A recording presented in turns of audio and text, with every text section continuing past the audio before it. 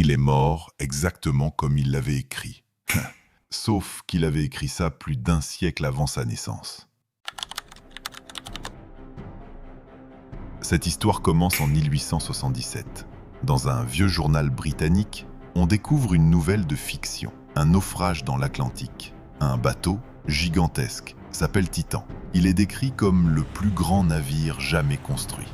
Il transporte des riches passagers, il est insubmersible, mais il coule en heurtant un iceberg et plus de 2000 personnes meurent dans l'eau glacée.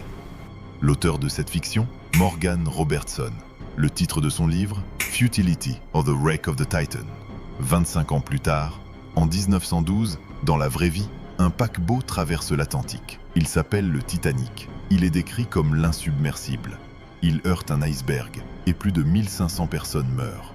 Ce n'est pas une coïncidence floue. Les détails sont précis. Le nom du bateau, Titan, Titanic. La taille, quasi identique. L'accident, un iceberg en pleine nuit. Le nombre de victimes, très proche. Le manque de canaux, même erreur.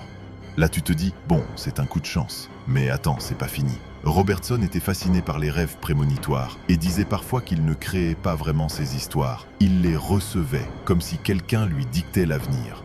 On a essayé de prouver que c'était un plagiat ou une arnaque. Mais les éditions originales du livre existent. Elles sont datées, authentifiées, écrites avant la tragédie du Titanic.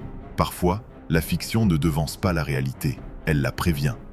Et la vraie question, c'est pas comment il a su, c'est combien d'autres histoires ont déjà prédit ce qui va nous arriver et qu'on n'a juste pas encore remarqué.